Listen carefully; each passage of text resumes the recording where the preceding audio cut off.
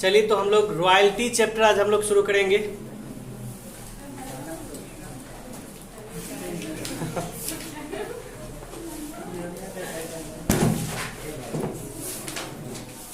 Royalty chapter में आज इसका हम लोग बेसिक पहले जानते हैं कि रॉयल्टी होता क्या है।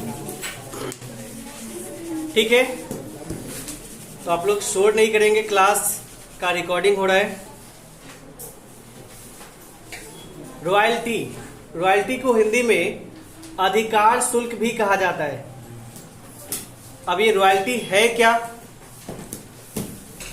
तो जैसा कि हिंदी मीनिंग के अनुसार अधिकार शुल्क मतलब आप अपने अधिकार के बदले में जो शुल्क लेते हैं वही अधिकार शुल्क है, और रॉयल्टी इसी का नाम भी है। जैसे हम एज ए राइटर 2 साल 3 साल मेहनत करके एक किताब लिखते हैं, ठीक है, और उस किताब को पब्लिश होने के लिए देते हैं पब्लिशिंग हाउस को, जहां पे किताबें छपती है। अब ये पब्लिशिंग हाउस वाले क्या करेंगे? हमारे किताब को छापेंगे और फिर उसको मार्केट में बेचेंगे। तो मेहनत तो हम किए 2 साल 3 साल मेहनत हमारा रहा उस पे, लेकिन ये कमाएंगे कौन? पब्लिशिंग हाउस वाले। कमा कौन रहे होंगे? पब्लिशिंग हाउस वाले, जो बुक छापते हैं और बेचने का काम करेंगे। तो क्या हम उनको फ्री ऑफ कॉस्ट अनुमति दे दे कि आप जो है इस किताब को छापिए और बेचिए? ये तो बिल्कुल सरासर नाजायज होगा ना। हमारा इसमें 2 साल 3 साल का मेहनत लगा हुआ है, दिन रात की कड़ी मेहनत का ये नतीजा है कि आज ये बुक के फॉर्म में आया है, और पब्लिशिंग हाउस इस बुक को बेच करके मुनाफा कमाएंगे। तो ऐसे में हमारा उस पब्लिशिंग हाउस से एक एग्रीमेंट बनेगा, समझौता। अब समझौता किस बात का होगा? अब समझौता बनेगा कि आप उस किताब को बेचिए, छापिए, लेकिन उसका कुछ हिस्सा, एक फिक्स अमाउंट हमें भी हमारे मेहनत के बदले में, पारिश्रमिक के बदले में हमको मिलना चाहिए। तो ये कैसे डिसाइड होगा? तो ये पर बुक डिसाइड हो सकता है, सोल्ड मतलब आप जितना बुक बेचेंगे उतना पर रुपीज के हिसाब से, 5 रुपए पर बुक, 2 रुपए पर बुक, या 10 रुपए पर बुक के हिसाब से, या फिर कुछ फिक्स कर लिया जाएगा अमाउंट। जैसा एग्रीमेंट हो, जैसा समझौता हो, उस ढंग से हम उनसे पैसा ले सकते हैं। तो ये जो हमने एक एग्रीमेंट किया है, समझौता किया है पब्लिशिंग हाउस से कि आप मेरे किताबों को बेचिए और बदले में एक अमुक राशि हमें भी दीजिए, तो ये कहलाएगा रॉयल्टी। हम अपने अधिकार का पैसा मांग रहे हैं। हम कोई गाना लिखते हैं, सॉन्ग, और कोई मूवी वाला जो है वो हमसे गाना ले जाता है और अपने मूवी में उसको डालता है, तो हम उस गाने के लिए भी क्या करेंगे? रॉयल्टी की मांग कर सकते हैं। हम जो है, जैसे यहाँ पे कमर रजा का एक खाली प्लॉट पड़ा हुआ था, ठीक है। अब उस खाली प्लॉट में पता चला कि उसके नीचे जो है काला सोना पड़ा हुआ है। काला सोना कोयला को बोलते हैं। अब कोयला का खदान है उस प्लॉट के नीचे, तो अब ये क्या सोचेंगे? वाह, अब तो हो गया, लॉटरी लग गई ना। लेकिन उस कोयला को जमीन के अंदर से खोद करके निकालने के लिए बड़े बड़े प्लांट की जरूरत पड़ेगी, बड़े बड़े मशीन लगेंगे, जो कि कमर राजा के पास है नहीं। केवल फावड़ा से और क्या कहते हैं वो लोहे के रॉड से उसको तो निकाला नहीं जा सकता है। तो ऐसे में इनको किसी एजेंसी को हायर करना पड़ेगा जो इसी का काम करता है या इसी काम में संलग्न है। जैसे कोल इंडिया है ना, तो ये क्या करती है? जहां पे भी प्लॉट के नीचे जो है अगर दबा हुआ है ये कोयला, तो उसको खोद करके निकालने का काम करती है। तो उस एजेंसी से इनका अनुबंध बनेगा, कॉन्ट्रैक्ट बनेगा। किस बात का कॉन्ट्रैक्ट? अच्छा, वो एजेंसी आएगी तो क्या करेगी? कोयला खोद कर निकालेगी, बेचेगी, मुनाफा कमाएगी। तो यहाँ पे जमीन हमारा है, जमीन के अंदर जो है जो भी कुछ संपदा है वो तो हमारा हुआ ना। तो ऐसे में उस एजेंसी से इनका एक एग्रीमेंट बनेगा कि आप जितना टन कोयला निकालिएगा पर टन इतना रुपया आप हमको पे कीजिएगा रॉयल्टी का, क्योंकि ये हमारे अधिकार में आता है, हमारा अधिकार है उस पर, तो इसका चार्ज हम लेंगे। तो ये अधिकार शुल्क है। अगर हम कोई आविष्कार करते हैं, ठीक है, जैसे पानी पे चलने वाला बाइक निकाल देते हैं।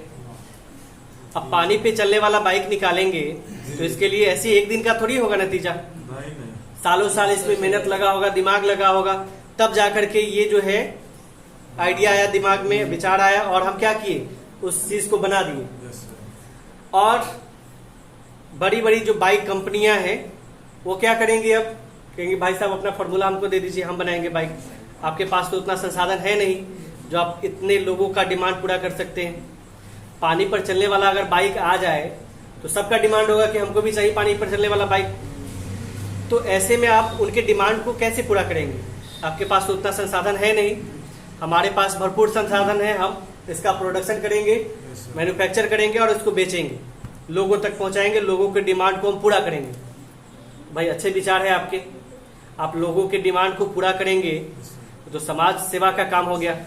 लेकिन आप फ्री में बांटेंगे क्या, आप तो पैसा लेकर के देंगे ना, जो लागत होगा उसमें प्रॉफिट लेंगे तब बेचेंगे। मतलब आप मुनाफाखोर हैं, मतलब प्रॉफिट मेकिंग करेंगे ना, आप प्रॉफिट तो कमाएंगे ही। तो आप तो कमाए, ठीक है, लेकिन मेरा क्या होगा, हमने जो ये इतना दिमाग लगाया, इतना मेहनत किया, हमारा क्या होगा, हमारा भी तो कुछ भला होना चाहिए। तो उससे हमारा एक एग्रीमेंट होगा, आप जितना भी बाइक बनाएंगे बेचेंगे पर बाइक हमको इतना राशि दीजिएगा रॉयल्टी का, ये हमारे अधिकार का है। मतलब हम अधिकार इसी शर्त पे आपको देंगे इस बाइक को बनाने का, ताकि आप जितना बाइक बनाएंगे बेचेंगे उस पर हमको एक फिक्स राशि आप देंगे। तो ये रॉयल्टी, ठीक है। तो रॉयल्टी का बेसिक कॉन्सेप्ट तो समझ में सबको आ गया होगा कि हम अपना अधिकार यूज करने के लिए अगर किसी को देते हैं कि आप इस अधिकार का यूज करके आप जो है इसको बेच सकते हैं, सेल कर सकते हैं, ठीक है। तो ये क्या है, उसके बदले में जो हम भी जो भी कुछ मांगते हैं ये अधिकार शुल्क है, यानी कि रॉयल्टी। तो आपको इस चैप्टर में क्या करना है, कोयला खोद करके निकालना है, बुक छापना है, नहीं, ये सब काम नहीं करना है, आपको केवल अकाउंटिंग करना है, ठीक है। तो कुछ बेसिक वर्ड्स हैं इसमें, देख लेते हैं, या कुछ लिखवा दें इसमें, कुछ लिखवा ही दिया जाए। चलिए, हाथ तो यहाँ तक पहुंच जा रहा है, रिकॉर्डिंग, चलिए अच्छी बात है।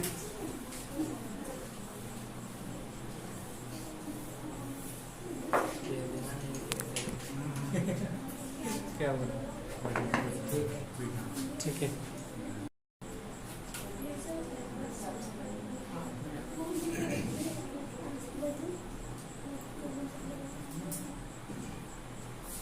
देखिए, रॉयल्टी के कुछ प्रकार हैं, टाइप्स हैं, देख लीजिए। पहला है माइनिंग रॉयल्टी।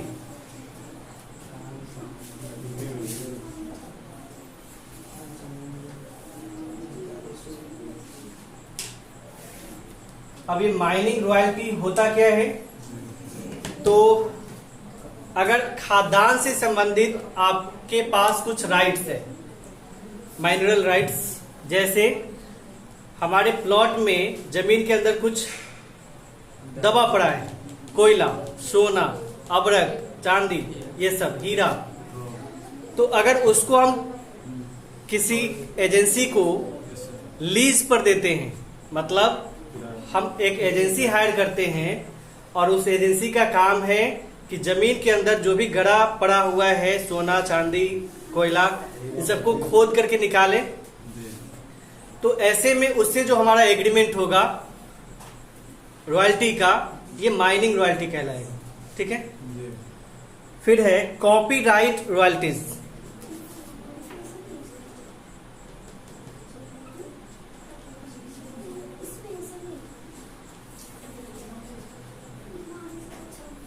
कॉपीराइट,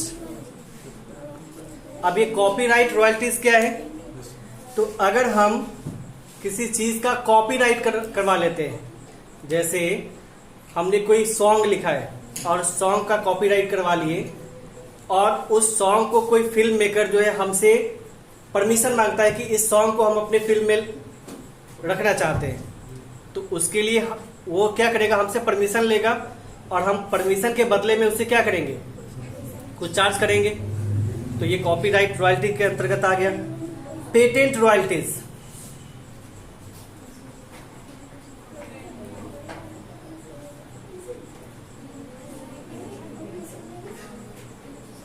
अब ये पेटेंट रॉयल्टी क्या है, तो अगर हमने कोई इन्वेंशन का काम किया है, कुछ आविष्कार किए हैं और उस पे हमारा राइट है, अधिकार है, हमने उसका पेटेंट करवा लिया है, और उस वस्तु को बनाने के लिए अगर कोई हमसे परमिशन लेता है और बदले में हम उससे कुछ शुल्क लेते हैं, तो ये पेटेंट रॉयल्टी है।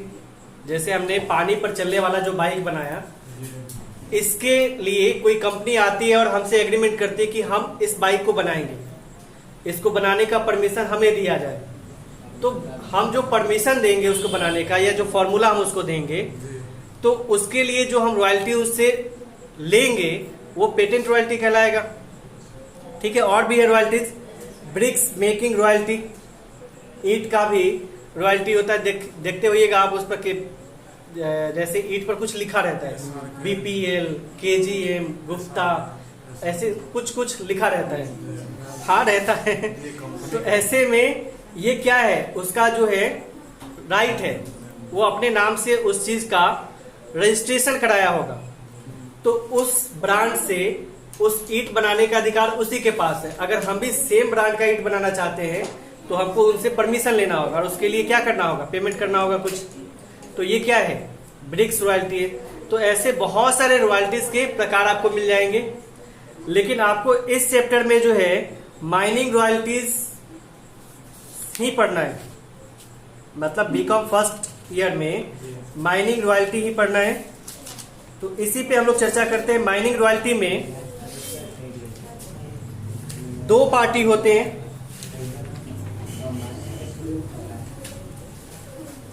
देखिए, आपको बीकॉम फर्स्ट ईयर में माइनिंग रॉयल्टी पढ़ना है, और इसमें पार्टी जो होते हैं वो दो होते हैं। फर्स्ट पार्टी देख लीजिए, सेकेंड पार्टी। फर्स्ट पार्टी को कहते हैं इसमें जिसने लीज पर अपना प्रॉपर्टी दिया है, उसको हम लोग कहते हैं लीजी। सॉरी, लीज पर जिसने लिया है उसको हम लोग कहते हैं लीजी। पट्टेदार,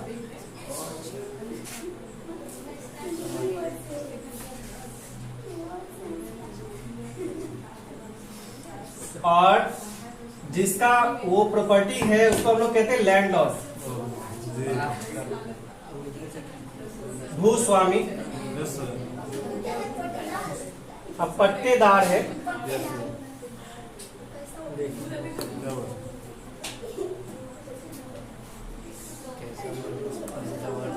पट्टेदार मत समझिएगा, पट्टेदार। यस सर,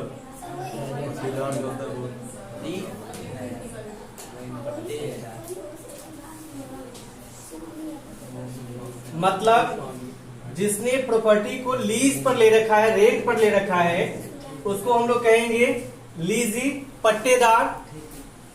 और जिसने, उनका भी बंद हो जाएगा इन्वर्टर, यहां भी नहीं चलेगा, लैंडलॉर्ड। अब लैंडलॉर्ड किसे कहेंगे, तो जिसका वो प्रॉपर्टी है, जिस व्यक्ति से वो प्रॉपर्टी बिलोंग करता है, वो कहलाएगा लैंडलॉर्ड। जैसे मान लेते हैं यहाँ पे कंवर राजा का कोई प्लॉट था खाली, और उस जमीन के भीतर जो है कोयले का खान निकला, एक खाली प्लॉट था।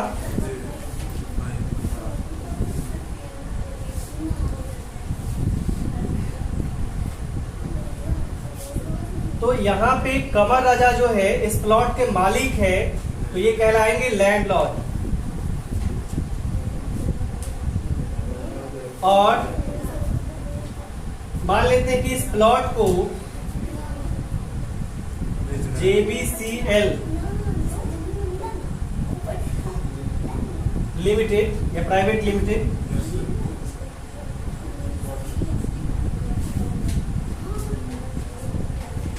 कोई कंपनी है JBCL जो कोयले को खोद कर निकालने का काम करती है, तो यहाँ पे अगर कमर राजा के साथ ये एग्रीमेंट करती है कि हम कोयला निकालेंगे बेचेंगे, आप इसका अथॉरिटी जो है हमको दे दीजिए या इसका जो है अधिकार हमें आप दे दीजिए। तो यहाँ पे ये जो JBCL है ये लीजी है, इन्होंने लीज पर इस जमीन को लिया है और ये क्या करेंगे तो यहाँ से कोयला निकालेंगे और बेचेंगे, ठीक है। बदले में कमर राजा यानी कि लैंडलॉर्ड को क्या मिलेगा तो रॉयल्टी मिलेगा, कुछ फिक्स कर लिया जाएगा, 50,000 रुपया पर टन, ज्यादा हो जाएगा, 5 रुपया पर टन, 10 रुपया पर टन या 20 रुपया पर टन, जो भी रेट होगा उस रेट के हिसाब से ये अपना रॉयल्टी फिक्स कर लेंगे, ठीक है।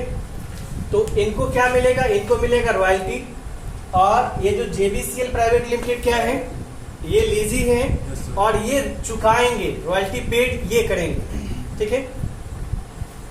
तो यहां पे आपको पूरे चैप्टर में अब क्या करना है उसको देख लेते हैं। लीजी और लैंडलॉर्ड को तो समझ गए होंगे।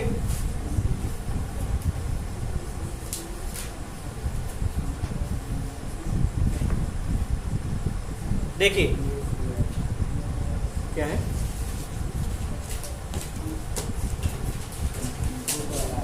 एक एग्जाम्पल के माध्यम से पूरे चैप्टर का कॉन्सेप्ट हम लोग समझने का प्रयास करते हैं। देखिए एग्जाम्पल हम खुद से बना रहे हैं।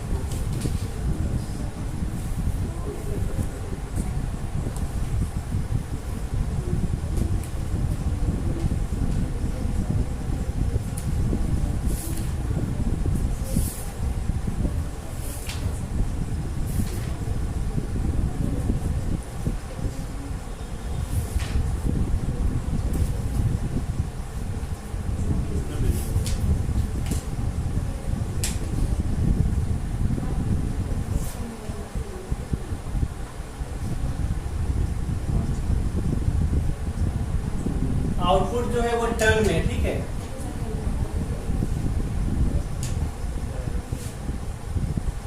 दो 2000 ton, 3000 ton, 3500 ton, 2500 ton, 4000 ton,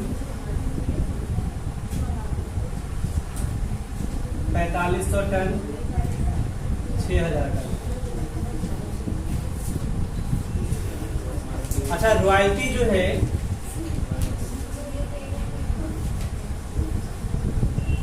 तय हुआ है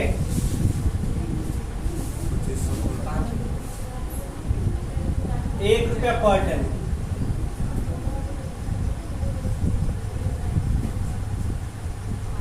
और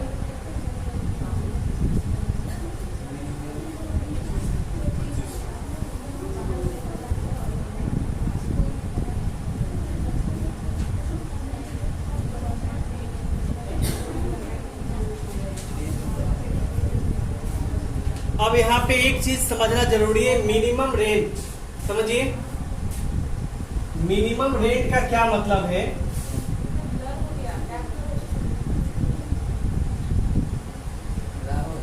गारंटीड, क्या हुआ, गारंटी समझिएगा। जैसे लीजी जो है लैंडलॉर्ड को एक गारंटी देता है कि किसी भी साल अगर आपका एक्चुअल रॉयल्टी कम होगा, किससे कम होगा, तो जो हम गारंटी दे रहे हैं गारंटीड अमाउंट उससे, तो कम से कम गारंटीड अमाउंट तक आपको रॉयल्टी पे किया जाएगा। मान लेते हैं किसी साल प्रोडक्शन नहीं हुआ, काम ठप पड़ गया, हाँ लॉकडाउन के कारण काम हुआ ही नहीं, तो ऐसे में प्रोडक्शन जीरो अगर हो गया तो रॉयल्टी तो जीरो हो जाएगा। तो यहाँ पे लीजी से लैंडलॉर्ड एक गारंटी लेता है कि कम आप जो है अगर बिल्कुल प्रोडक्शन नहीं हुआ तो भी आप कम से कम कितना पेमेंट कीजिएगा।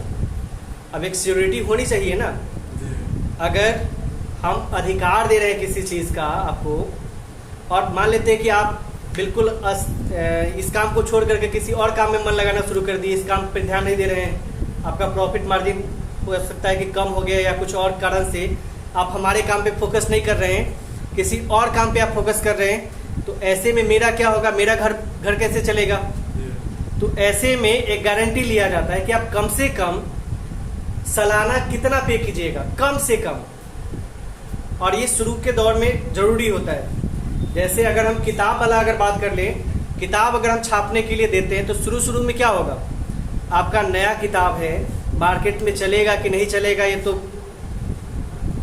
समस्या है ना, मार्केट में लोग पसंद करेंगे नहीं करेंगे, या कितने दिन में ये जो है मार्केट में चल पड़ेगा। तो जो पब्लिशर होता है, जो पहले से मार्केट में चल रहा है बुक, उसको खूब छापता है, खूब बेचता है, लेकिन नया वाला जो है उसको क्या करेगा, थोड़ा सा रखेगा अटका करके, क्योंकि इसका सेल कम है मार्केट में, इसको सेल पकड़ाना है तो इसके लिए क्या करना होगा, जा करके, या एक जो है एजेंट, जैसे हम अपने यहाँ आते हैं ना, एक अमर सिंह, जब भी नया बैच शुरू होता है तो एक नया बुक दे करके जाते हैं सेट। तो ये क्या है, उनके मार्केट रिप्रेजेंटेटिव हैं, वो किताब देने के लिए नहीं आते हैं, वो ये बताने के लिए आते हैं कि नया बुक मार्केट में आ गया है, आप भी बच्चों को बोल दीजिए कि नया बुक मार्केट से ले लेंगे, इसमें कुछ अपडेट किया गया है, फलाना ठिकाना, ये सब फीचर्स बताते हैं। तो ये क्यों कर रहे हैं ऐसा, ये इसलिए कर रहे हैं ताकि इनका जो है मार्केट बना रहे, या मार्केट में इनकी स्थिति अच्छी रहे, या मार्केट में बुक इनका ज़्यादा से ज़्यादा सेल हो। तो अगर हम नए राइटर हैं तो हमारा बुक मार्केट में आते ही तुरंत चल पड़े, ऐसा तो नहीं हो सकता है, धीरे धीरे रन करेगा। तो पब्लिशर भी यही चाहेगा ना कि चलो पहले वाला जो है उसको निकालते हैं, एसके सिंह वाला ही पहले निकाल लेते हैं, बाद में एमके गुप्ता वाला निकालेंगे, ठीक है। तो ऐसे में हम जो ये मेहनत किए 3-4 साल बुक लिखने में, तो इसका फायदा हमको कैसे मिलेगा, या बुक लिख लिए, पब्लिशर छाप भी रहा है लेकिन बेच नहीं रहा है, मार्केट में जब बिकेगा ही नहीं बुक तो फिर हमको रॉयल्टी मिलेगा कहाँ से। तो हमने जो मेहनत किया है इसका फायदा तो कुछ हुआ नहीं। तो हम एक गारंटी चाहते हैं, गारंटीड अमाउंट कम से कम जो है हमको इतना मिलना चाहिए, तो इसी को हम लोग कहते हैं मिनिमम रेंट, ठीक है। लघु कार्य अलग हो गया, मिनिमम रेंट इसको कहते हैं, गारंटीड अमाउंट। तो जैसे यहाँ पे एक हम क्वेश्चन लिए हैं, कोयला वाला, वर्ष 2010, 11, 12, 13, 14, 15, 16, ये 7 सालों में कुछ आउटपुट हुए, कुछ प्रोडक्शन हुए। हमारा लीजी के साथ, या हम अपने आप को यहाँ पे लीजी मान लेते हैं कि हमने जो है लीज पर कोयले का खान लिया है। यहाँ पे दोनों में से कोई ना कोई तो मानना पड़ेगा। जैसे हमने यहाँ पे लीज पर कोई कोयले का खान लिया है तो हम लीजी हैं, मतलब एज ए रेंटर कह सकते हैं ना, किराए पर लिए। तो हम यहाँ पे लीज पर खान लिए कोयले का। पहले साल हमने 2000 टन आउटपुट किया, दूसरे साल 3000 टन, तीसरे साल 3500 टन, चौथे साल 2500 टन, पांचवें साल 4000 टन, इसी तरह से 4500 और 6000 टन। तो ये हमारा 7 साल का रिकॉर्ड है। ऐसे में हमारा लैंडलॉर्ड के साथ कॉन्ट्रैक्ट किया हुआ था कि पर टन, जितना टन हम कोयला निकालेंगे उतना 1 रुपया आपको मिलेगा। तो पहले साल 1 रुपए के हिसाब से कितना टन निकाले हैं, 2000 टन निकाले हैं, तो 2000 रुपये रॉयल्टी हो गया उसका। मतलब हमको कितना पे करना है, 2000 रुपये देना है। 3,000 रुपया, 3,500 रुपया, 2,500 रुपया, मतलब 1 रुपया से गुना करेंगे तो सब में तो वही आने वाला है। एक अलग ले लेते हैं स्ट्रक्चर फॉर्मेट। हाँ, ये तो बनाना ही पड़ेगा। जैसे पहले वाले कॉलम में लिखेंगे ईयर, दूसरे में आउटपुट, एक्चुअल रॉयल्टी,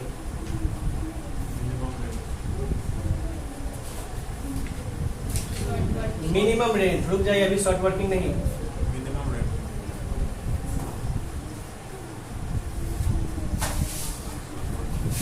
अब देखिए, पहले साल यानी कि 2010 में आउटपुट कितना हुआ है? 2000। सब लोग इधर देखिए, पहले साल यानी कि 2010 में आउटपुट कितना हुआ है? 2000 टन। मतलब हम 2000 टन कोयला निकाले हैं, ठीक है। 2011 में 3000 टन कोयला निकाले हैं। 2012 में 3500 टन कोयला निकाले हैं। 2013 में 2500 टन। 2014 में 4000 टन। 2015 में 4500 टन।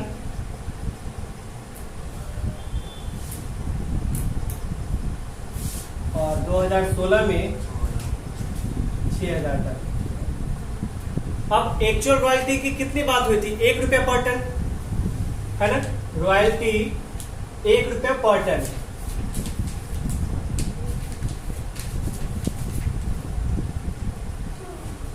अच्छा, 1 रुपया पर टन रॉयल्टी है, तो पहले साल रॉयल्टी कितना बनता है? हमको कितना देना पड़ेगा रॉयल्टी पहले साल? 2000। इसके हिसाब से हमको 2000 रुपया देना पड़ेगा। 3000 टन प्रोडक्शन हुआ है तो 3000 रुपया। 3500 टन हुआ है तो 3500 रुपया। 2500, मतलब 1 रुपया है तो 1 से गुना करते चले जाइए तो वैल्यू तो उतना ही आएगा।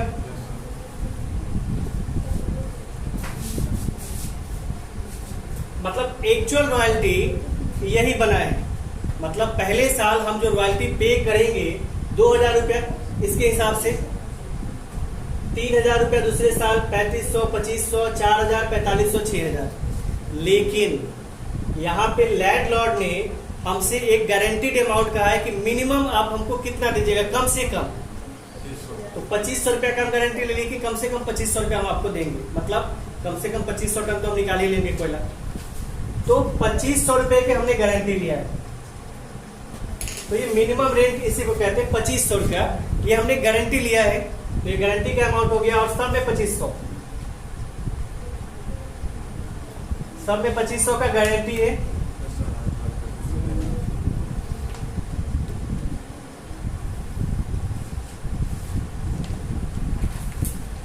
अब पहले साल देखिए, तो हमारा जो एक्चुअल रॉयल्टी हुआ तो 2000 है, लेकिन हम गारंटी कितने का लिए हुए? 2500 का। कम से कम हम 2500 देंगे। तो पहले साल शॉर्ट वर्किंग हो गया कि नहीं? इसमें हमारा नुकसान होगा कि नहीं? इसमें किसका नुकसान है? लेजी का नुकसान है या लैंडलॉर्ड का नुकसान है? लीजी का है। हाँ, जिसने लीज पर कोयले का खान लिया है उसके लिए पहले साल नुकसान है। क्यों? क्योंकि लीजी जो है गारंटी लिए हुआ है, 2500 रुपया कम से कम देंगे, लेकिन एक्चुअल कितना बन रहा है? 2000 ही। तो 500 रुपया अपने पॉकेट से देना पड़ रहा है अभी। तो इसको हम लोग कहेंगे शॉर्ट वर्किंग।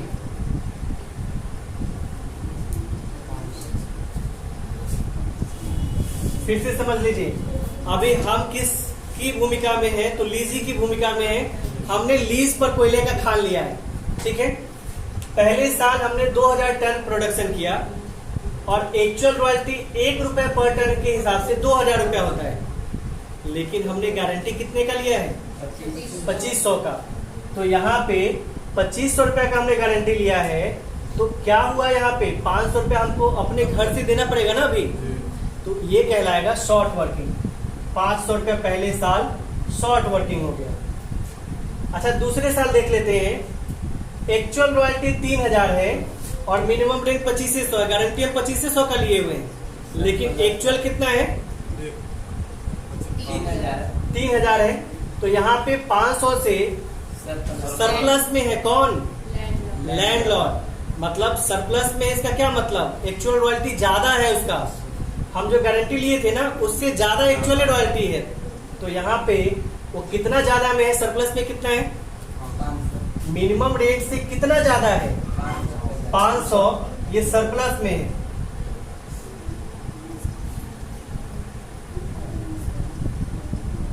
पहले यहाँ पे समझना जरूरी है, बातचीत बाद में कीजिएगा, क्योंकि ये नहीं समझेंगे तो फिर आगे कुछ नहीं होने वाला है। सारा खेल इसी का है। अब देखिए 2012 में भी 3500 रुपए एक्चुअल रॉयल्टी है, जो कि गारंटी वाला अमाउंट से ज्यादा है। कितना ज्यादा है? 1000 ज्यादा है। तो ये सरप्लस में है। अच्छा 1000। यहाँ पे देखिए 2013 में एक्चुअल रॉयल्टी और मिनिमम रेट दोनों बराबर है, तो ना ही हमको नुकसान है ना ही लैंडलॉर्ड को, बराबर है। तो ना ही शॉर्ट वर्किंग होगा और ना ही सरप्लस। अच्छा 2014 में एक्चुअल रॉयल्टी ज्यादा है ना? तो यहाँ पे कौन सरप्लस में है? लैंडलॉर्ड। लैंडलॉर्ड को फायदा है। यहाँ पे कितना है? 1500 से ये सरप्लस में। फिर यहाँ पे देखिए 2015 में एक्चुअल रॉयल्टी ज्यादा है नहीं, यहाँ पे कितना से ज्यादा था? ठीक है। यहाँ पे कितने से ज्यादा है? 2000 से ज्यादा है। और नीचे में 3500 से सरप्लस में। अब देखिए एक चीज यहाँ पे समझने का प्रयास कीजिएगा। जैसे हम तो लीज ही है, हमने लीज पर लिया था और हम क्या करेंगे? लीज का उपयोग कर रहे हैं तो हम उसके लिए रेंट पे करेंगे जो रॉयल्टी के फॉर्म में होगा। तो रॉयल्टी हम दे रहे हैं। पहले साल हम गारंटी लिए थे। पहले साल क्या, हर साल गारंटी लिए हुए हैं कि 2500 से हम कम नहीं देंगे आपको। पहले साल लैंडलॉर्ड का 2000 ही बना था, लेकिन हम उसको 2500 दिए ना, 500 अपने पॉकेट से दिए। क्या अगले साल लीजी का 3000 एक्चुअल हुआ और हम गारंटी 2500 का लिए, मतलब वो अब सरप्लस में है। तो अब यहाँ पे ये देखिएगा, जब आगे एक बंद कर दिए फैन। जैसे ध्यान दीजिए यहाँ पे, जैसे जब लैंडलॉर्ड का कम पड़ रहा था तो उसका हम साथ दिए ना। Yes sir. लैंडलॉर्ड को 2000 रुपए ही एक्चुअल रॉयल्टी हुआ था, लेकिन 500 रुपए हम अपने पॉकेट से दिए थे। तो अब लैंडलॉर्ड की स्थिति अच्छी है, सरप्लस में चल रहा है, तो उसका भी तो फर्ज बनता है ना कि हम अगर बुरे वक्त में साथ दिए हैं, ख्याल रखे हैं, तो मेरा भी ख्याल रखे। तो ये जो 500 रुपए हम अपने पॉकेट से दिए थे उसको बाद में माइनस कर ले, एडजस्टमेंट कर ले। क्या तो एडजस्टमेंट होगा बाद में। जब भी लैंडलॉर्ड सरप्लस में आ जाता है तो इसका एडजस्टमेंट किया जाता है। किससे एडजस्टमेंट किया जाता है? तो सरप्लस वाले अमाउंट से। ठीक है। तो यहाँ पे जब सरप्लस में आ गया है तो इसको हम क्या कर लेंगे? एडजस्टमेंट करा लेंगे यहाँ से। हाँ, तो यहाँ पे इसको लिखा जाता है रिक्यूपमेंट ऑफ शॉर्ट वर्किंग। रिक्यूपमेंट को हम शॉर्ट में लिख देते हैं आरपी ऑफ शॉर्ट वर्किंग। ठीक है। आप लोग पूरा पूरा लिखिएगा, हालांकि पेज कम पड़ जाएगा। रिक्यूपमेंट ऑफ शॉर्ट वर्किंग। तो रिक्यूपमेंट हम कहां से करवा रहे हैं? यहीं से ना। तो 500 रुपया यहां से हम रिक्यूपमेंट करवा लेंगे। बाकी और कहीं तो शॉर्ट वर्किंग हुआ नहीं था, तो अब जो है रॉयल्टी पेड करने के लिए आते हैं।